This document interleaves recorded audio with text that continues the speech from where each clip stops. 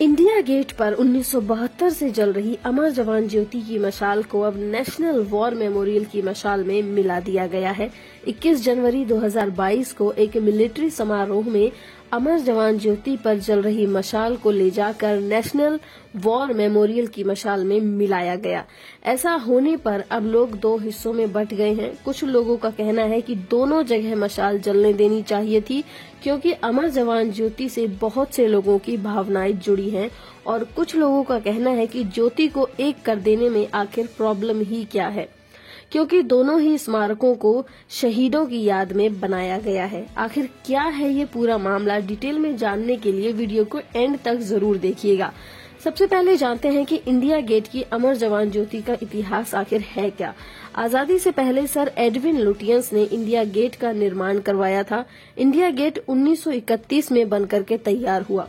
India gate 1914 से 1919 के बीच लड़े गए विश्व युद्ध में शहीद हुए इंडियन और ब्रिटिश सैनिकों की याद में बनाया गया था, जो कि ब्रिटिश सेना के तीसरे अफगान युद्ध में शहीद हो गए थे।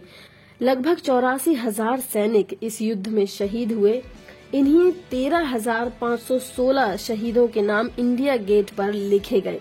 आजादी के बाद 1971 में जब भारत पाकिस्तान का युद्ध हुआ, तब उस युद्ध में शहीद हुए हजारों सैनिकों के सम्मान में इंडिया गेट के सामने अमर जवान ज्योति स्मारक को बनाया गया और 26 जनवरी 1972 को इस ज्योति को जलाया गया था। ये ज्योति पिछले 50 सालों से जल रही थी।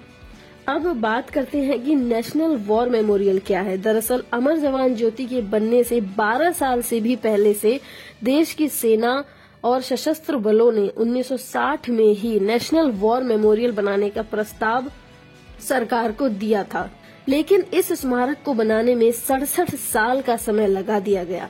साल 2015 में मोदी सरकार ने इसे बनाने के लिए इंडिया गेट के पास 40 एकड़ की जगह दी, साथ ही करोड़ों का बजट भी पास किया। 25 फरवरी 2019 को नेशनल वॉर मेमोरियल का उद्घाटन किया गया। यहां आर्मी, नेवी और एयरफोर्स के सैनिकों के नाम एक साथ लिखे गए हैं। यहां आजादी के बाद सभी लड़ाइयों में शहीद हुए लगभग 25,900 से भी ज्यादा सैनिकों के नाम लिखे गए हैं।